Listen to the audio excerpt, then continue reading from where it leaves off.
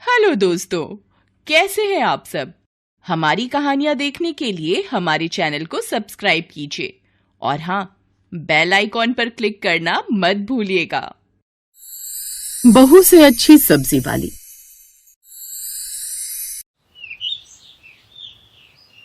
पूनम बहू, कितने दिन हो गए तुम्हें बोलते हुए कि मेरे लिए तुरई की सब्जी बना दो, पर तुमने एक बार भी मेरी बात सुनकर तुरई की सब्जी नहीं बनाई। अब मैं इसे क्या समझूं? या तो तुम जानबूझकर ऐसा करती हो या फिर तुम्हारा काम करने का मन नहीं करता। माँ जी, आप फालतू में ही मुझे इतना सुना रहे हो। आप पहले पूरी बात सुन लेते, उसके बाद मुझे कुछ कहते। पिछले 5 दिन से मंडी जा रही हूँ, पर अच्छी तुरई कहीं नहीं मिल रही, वरना मैं ले आती। बस एक और बहाना तुम्हारे पास हाजिर है और अपनी सब्जी वाली शांति नहीं आ रही क्या? नहीं, वो कुछ महीनों के लिए गांव चली गई है। बताओ, अब शांति भी गांव चली गई, रोजाना ताजी सब्जी लाकर कौन देगा? मैं सब्जी मंडी जाती तो हूँ माँ जी, मैं ले आया करूंगी। तुम तो रहने ही दो बहू, मंडी से रोजाना वही आलू, प्याज, मशरूम, मटर खरीद लाती हो। हरी सब्जियां तो तुम कभी खरीद कर लाती ही नहीं हो। माँ जी, आपके साथ अगर मैं बहस में पड़ गई ना, तो रसोई का कोई काम नहीं कर पाऊंगी। वैसे भी राजमा उबालने रखे, आज राजमा चावल बना रही हूँ।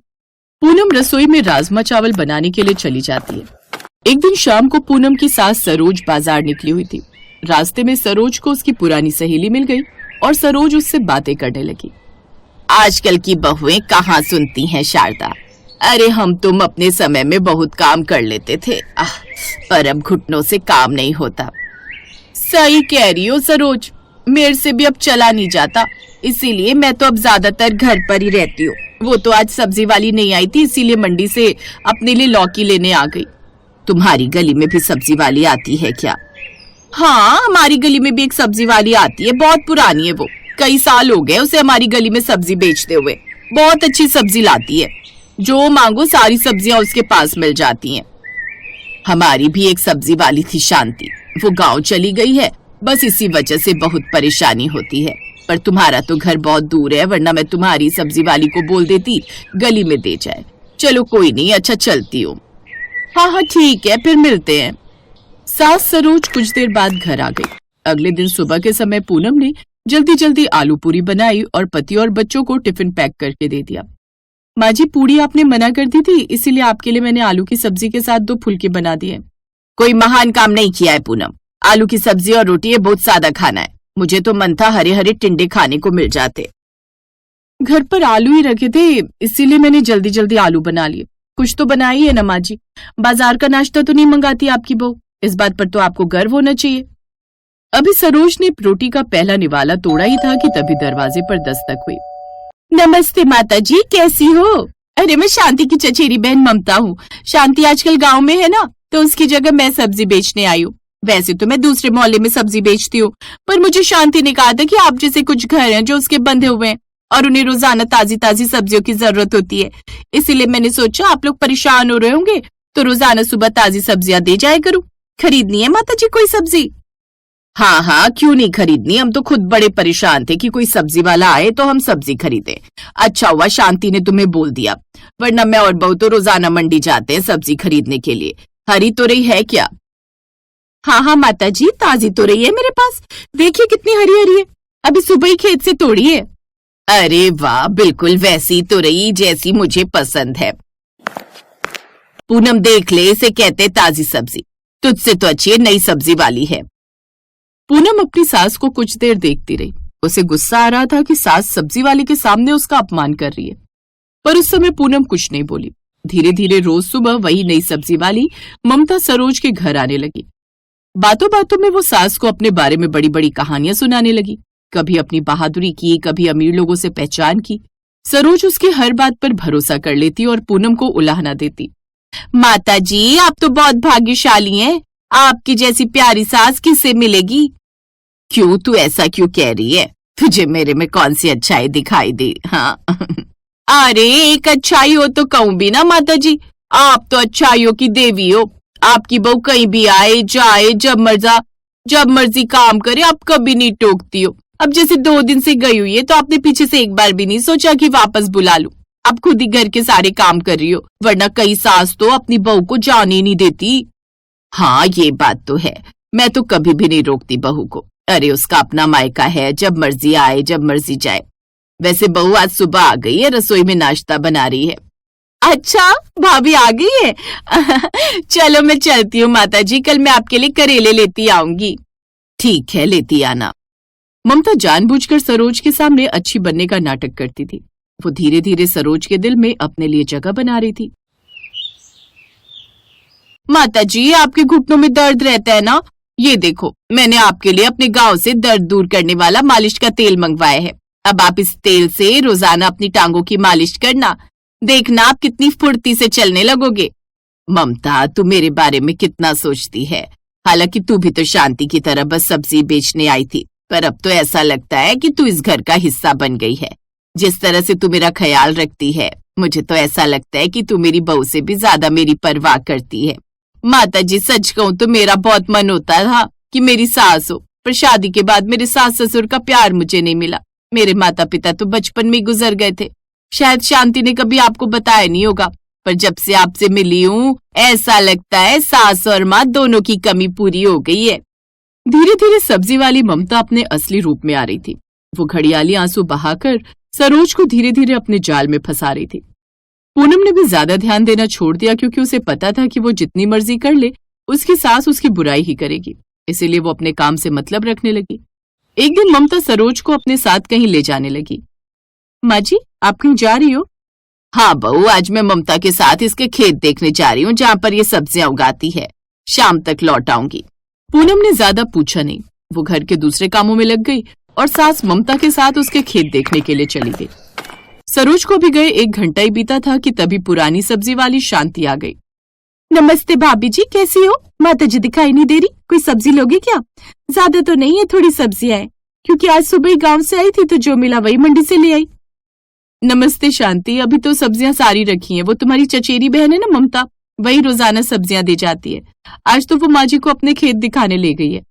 मेरी बहन ममता? पर मेरी तो कोई चचेरी बहन नहीं है। आपको कोई गलतफहमी हुई है भाभी, मेरा नाम लेकर आपसे किसी ने झूठ बोला है। शांति की बात सुनकर पूनम के पैरों तले जमीन खिसक गई। उसने तुरंत पति सुधीर को फोन किया। वो भी घर आ गया और कुछ देर बाद दोनों सरोज को ढूंढने लगे। सरोज का कहीं पता नहीं चल रहा था। दोनों ने पुलिस स्टेशन में रिपोर्ट लिखवा दी। अब पुलिस भी पूनम की सास को ढूंढने में लग गई और कुछ घंटों की कोशिश के बाद सही समय पर पुलिस ने एक बड़ी दुर्घटना होने से रोक दी। ममता वास्तव में एक अपराधी थी जो अपने पति के साथ मिलकर लोगों को ठगती थी। आज भी वो सरोज को बेहोश करके उसके सारे जेवर लूटकर अपने पति के साथ भागने वाली थी कि तभी पुलिस ने उसे पकड़ लिया। सारी गलती मेरी ही है। मैंने बिना जाने पहचाने एक अनजान सब्जी वाली पर अपनी बहू से भी ज्यादा भरोसा कर लिया। मुझे माफ कर दो बहू, मैंने हमेशा तुम्हारे अंदर बुराइयां देखी और इस अनजान सब्जी वाले की झांसी में आ गई। भगवान का लाख लाख शुक्र है माँ जी कि आप ठीक हो। आप चिंता मत कीजिए मिस्टर सुधीर, आपकी माताजी के साथ न्याय जरूर होगा। इन दोनों अपराधियों को सजा जरूर मिलेगी। अरे माता जी माफ कर दो, गलती हो गई। माता जी माफ कर दो। ममता और उसके पति को सजा हो गई। ममता ने सच बताया कि जब सास सरोज बाजार में अपनी सहेली के साथ बातें कर रही थी, उस समय ममता वहीं आसपास ही मौजूद थी और उसने तभी सरोज को फंसाने का प्लान बना लिया था। जब सारी सच्चाई पता चली तो पूनम की सास सरोज ने कान पकड़ लिए और खुद से वादा किया कि आज के बाद कभी भी किसी अनजान पर आंख मूंद कर भरोसा नहीं करना, वरना हमारे साथ कुछ भी गलत हो सकता है।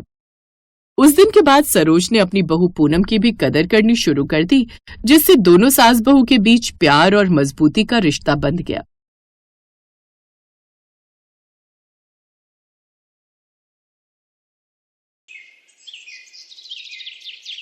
रीमा एक अमीर खानदान की बहू थी।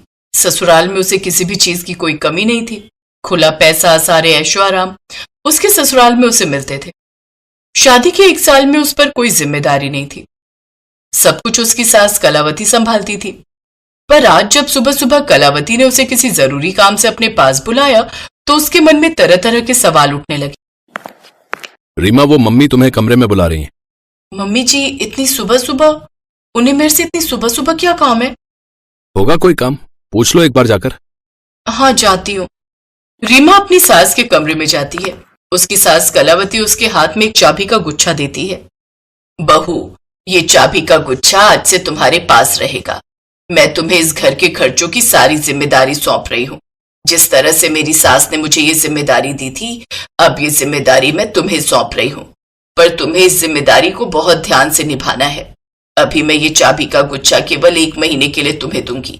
अगर तुमने मुझे अगले 1 महीने में पैसों की बचत करके दिखा दी तो मैं तुम्हें हमेशा के लिए ये चाबी का गुच्छा दे दूंगी। सास की बातें सुनकर रीमा के मन में खुशी की लहर दौड़ पड़ी। कब से मैं इस चाबी के गुच्छे को पाने की कोशिश कर रही थी, आज माँ जी ने खुद ही मुझे ये दे दिया। अब तो मेरे मजे ही मजे हैं। मैं खुला खर्च करूंगी। नहीं, अभी 1 महीने तक तो मुझे बचत करनी होगी। उसके बाद ही जब पूरी तरह से चाबी मेरे पास आ जाएगी तभी ऐसा हो पाएगा। मुझे तब तक अपने आप पर कंट्रोल रखना होगा। समझ आ गई बहू? ये लो, पकड़ो चाबियां और 1 महीने बाद मुझे बताना कि तुमने कितने पैसे बचाए हैं। मैंने तिजोरी में 1 महीने के खर्चे के पैसे रख दिए हैं, अब तुम्हें उनमें से कुछ पैसे बचा कर दिखाना है। कलावती ने रीमा को चाबी का गुच्छा थमा दिया। अब रीमा के दिमाग में बस एक ही बात चल रही थी कि वो बचत कैसे करे। मालकिन, सब्जियां महंगी हो गई हैं, कम से कम 500 रुपए की आएंगी। क्या कहा? इतनी महंगी? रहने दो, मैं खुद ही सस्ती सब्जी खरीद लाऊंगी। तुम दूसरा काम करो। लगता है अब मुझे खुद ही सब्जी खरीदने बाजार जाना होगा। रीमा ने थैला उठाया और खुद ही सब्जियां खरीदने मंडी पहुंच गई। अचानक उसके दिमाग में एक आइडिया आया। इतनी भीड़ भाड़ में अगर मैं थोड़ी बहुत सब्जी चुरा लूंगी तो किसी को क्या ही पता चलेगा। वैसे भी मैं अमीर खानदान की हूँ, मेरे ऊपर किसी का शक नहीं जाएगा। इतनी ढेर सारी सब्जियों में से 2-4 किलो मैंने निकाल भी ली तो इन सब्जी वालों का भला क्या ही बिगड़ जाएगा। पर हाँ, मेरा भला जरूर हो जाएगा क्योंकि मैं सब्जी के पैसे बचा लूंगी। रीमा सब्जी खरीदने के बहाने सब्जी वालों से मोल भाव करती रही और वो ऐसे दिखा रही थी मानो कितनी महंगी सब्जी खरीद रही हो, और चुपके से उसने थोड़ी थोड़ी सब्जियां अपने थैले में डालनी शुरू कर दी। अब अमीर घर की औरत पर भला कौन ही शक करता, किसी को इतना पता ही नहीं चला। रीमा ने बहुत सारी सब्जियां चुराकर अपने थैले में रख ली। उस दिन रीमा बहुत खुश थी क्योंकि उसने बहुत सारे पैसे बचा लिए। अरे वाह बहू, तुम 100 रुपए में इतनी सारी सब्जी खरीद लाई। तो और क्या मम्मी जी, अब हम घर के नौकरों को सब्जी खरीदने के लिए भेजते हैं तो ये मोल भाव थोड़ी करते हैं। तुम तो बहुत समझदार हो बहू, तुमने तो अभी से बचत करनी शुरू कर दी। जीती रहो। आज ये सब देखकर मैं बहुत खुश हूँ। देख लो, तुम सबके भरोसे में है, ना जाने कितना खर्च कर देती थी। ये तो रीमा बहू ने समझदारी दिखाई और आज देखो सब्जी कितनी सस्ती खरीद कर लाई है। रीमा बहुत खुश थी कि उसकी सास उसके बचत करने से खुश है, पर वो चोरी करने का अपराध कर रही है, इस बात का उसे कोई पछतावा नहीं था। अब तो रीमा की आदत सी बन गई थी रोजाना सब्जी चोरी करने की। वो जब भी मंडी जाती तो खरीदने से ज्यादा सब्जी चोरी कर लेती। रीमा अक्सर ही मंडी से सब्जी चोरी करके लाने लगी। और ऐसे ही एक दिन जब रीमा सब्जी खरीदने मंडी जाने लगी तो वो अपना पर्स ले जाना भूल गई। रीमा ने जल्दी में अपना पर्स सीढ़ियों पर ही छोड़ दिया। काम वाली ने सफाई करते हुए जब पर्स देखा तो सास को पकड़ा दिया। माताजी, लगता है रीमा भाभी अपना पर्स सीढ़ियों पर ही भूल गई। हाँ, बहू तो मंडी गई है। एक काम करती हूँ, मैं खुद ही सब्जी मंडी चली जाती हूँ। बहू को पर्स भी दे दूंगी और मेरा थोड़ा घूमना भी हो जाएगा। कलावती उस दिन खुद ही सब्जी मंडी पहुंच गई। सास को सामने देखकर रीमा घबरा गई। मम्मी जी, आप और यहाँ? अरे हाँ बहू, तुम अपना पर्स घर पर ही भूल गई थी। सोचा तुम्हें पकड़ा देती हूँ, थोड़ा मेरा टहलना भी हो जाएगा। अरे तुमने सब्जियां कैसे खरीदी जबकि पैसे तो पर्स में है? रीमा के चेहरे पर चिंता की लकीरें पड़ गई। अब वो क्या जवाब देती कि ये सब्जियां चोरी की हैं? उसने अपनी सास को झूठ बोला। अरे मम्मी जी, वो मेरे पास ना थोड़े से पैसे इस थैले की जेब में रखे थे। सोचा अब घर क्या वापस जाऊंगी, जो है इन्हीं से कुछ खरीद लेती हूँ। बस सब्जी मैंने खरीद ली है। कभी कभी मैं बचे हुए पैसे ना इस थैले की जेब में रख देती हूँ। आज सचमुच काम आ गए। ये खूब अच्छा रहा बहू। वैसे करेले दिखाई दे तो खरीद लेना, बहुत दिनों से करेले नहीं खाए, अभी तो महंगे होंगे। कोई बात नहीं मम्मी जी, महंगे हैं तो क्या हुआ, आपसे ज्यादा कीमती थोड़ी है, मैं अभी लेकर आती हूँ। रीमा करेले ढूंढने के लिए मंडी में थोड़ा आगे चली गई। उसे पता था कि उसे करेले चुराने हैं ताकि पैसे बच जाएं। इतनी देर में कलावती को एक सब्जी वाला आवाज लगाता है। अरे माताजी, वो भाभी जी आपके साथ हैं क्या? उन्होंने मुझे आलू प्याज के पैसे नहीं दिए, बोल रही थी अभी दे देंगी। अच्छा, हो सकता है भूल गई होगी, कितने देने हैं मैं दे देती हूँ। सब्जी वाले ने कलावती से आलू प्याज के पैसे ले लिए। जब कलावती थोड़ी आगे बढ़ी तो सब्जी वाले के साथ बैठा हुआ एक और सब्जी वाला दोनों आपस में बातें करने लगे। ये तूने सही किया, अब अमीर लोगों पर चोरी का इल्जाम भी तो नहीं लगा सकते। हालांकि हम ये बात अच्छे से जानते हैं कि वो भाभी जी जो यहाँ सब्जी लेने आई है, हम सबकी सब्जी चोरी कर लेती हैं। और पैसे वालों के आगे हम गरीबों का जोर नहीं चलता भैया। वही तो, न जाने घर की क्या मजबूरी, क्या हालात है कि वो भाभी जी सब्जी चोरी करती हैं। मैंने तो आज पैसे निकलवा लिए, बल्कि मैं तो सोच रहा था कि तू भी पैसे मांग ले, बोल देता कि तेरे ठेले से भी उन्होंने सब्जी ली है। अरे छोड़ ना यार, अब आगे से ध्यान रखेंगे। हम उन भाभी जी को यहाँ से सब्जी देंगे ही नहीं, बोलेंगे कहीं और से ले लेंगी, या फिर पहले पैसे फिर सब्जी, और उन पर नजर रखेंगे। कलावती ने उस दिन 3-4 सब्जी वालों को ऐसे बातें करते सुना। कलावती को थोड़ा शक हुआ। जब रीमा करेले लेकर ऑटो रिक्शा ढूंढने लगी, तब कलावती ने करेले वाले से पूछा, माता जी, मेरे से तो उन्होंने कोई करेले नहीं खरीदे, किसी और से लिए होंगे। हे भगवान, इसका मतलब रीमा बहू सब्जी की चोरी करती है और तभी वो इतने पैसे बचा पा रही है। इस बेचारे गरीब सब्जी वाले के करेलों के पैसे भी उसने नहीं दिए। भैया, हो सकता है इतने सारे ग्राहक में तुम पहचान नहीं पाए हो। ये लो, मेरी बहू ने तुमसे करेले खरीदे हैं, पैसे रख लो। धन्यवाद माता जी, आप जैसा ईमानदार ग्राहक अगर हम सब्जी वालों के पास आता रहे तो हमारी भी बिक्री में कमी ना आए। हो सकता है उन्होंने लिए हों और मुझे याद ना रहा हो उनका चेहरा। धन्यवाद माता जी। कलावती का मन बहुत खराब हुआ और जब सब नौकरों की छुट्टी हो गई, तब कलावती ने रीमा पर बहुत गुस्सा किया। अपनी सास की डांट सुनकर रीमा बहुत शर्मसार हुई। वहीं पास में रीमा के ससुर भी बैठे थे और पति मोहित भी। उन दोनों को भी रीमा की इस हरकत पर बहुत गुस्सा आया। मुझे माफ कर दीजिए मम्मी जी, मैं तो बस बचत करने के चक्कर में ऐसा कर रही थी। मुझसे बहुत बड़ी गलती हो गई मम्मी जी। आई एम सॉरी पापा जी, I am sorry Mohit ji. मैंने इसी वजह से ये सब किया था कि मम्मी जी मुझे 1 महीने बाद बचत किए हुए पैसे देखकर हमेशा के लिए चाबी का गुच्छा दे दे। रीमा बहू, हमारे जाने के बाद सब कुछ तुम्हारा और मोहित का ही तो है। ये घर भी तुम्हारा है और ये जायदाद पर भी तुम्हारा ही हक है। चोरी करना तो पाप है ना? क्या तुमने ये भूल नहीं की है? रीमा, तुम सोचो, किसी के खून पसीने की कमाई को हम मुफ्त में ही खा रहे थे। चोरी की सब्जी खाई है हमने। तुम्हें पता भी है कि तुमने कितनी बड़ी गलती की है। रीमा बहू, मुझे तुमसे ये उम्मीद ही नहीं थी। अभी तो नौकर भी घर पर नहीं है। भगवान न करे उन्हें अगर इस बात की भनक पड़ जाती या सब्जी मंडी में अगर तुम्हारी बदनामी हो जाती, तब सोचो क्या होता। हमारी खानदान में कितनी इज्जत खराब होती। सुनो जी, सारे सब्जी वाले तो यही बोल रहे थे कि एक अमीर खानदान की बहू होकर ये उनके ठेले से कितनी सफाई से चोरी कर लेती है, पर इसे कोई कुछ नहीं कहता, क्योंकि वो लोग डरते हैं कि अमीर घर की बहू को कहकर कहीं मुसीबत ना आ जाए, क्योंकि रीमा को कोई चोर समझेगा नहीं। सबकी बातें सुनकर रीमा को सचमुच अपनी गलती का बहुत एहसास हुआ। मैंने सचमुच बहुत बड़ी गलती की है। मैं अब कभी भी ऐसा नहीं करूंगी, मैं प्रॉमिस करती हूँ। मम्मी जी, मुझे ये चाबियों का गुच्छा नहीं चाहिए, इसे आप ही संभालो। मैं ये जिम्मेदारी नहीं संभाल सकती।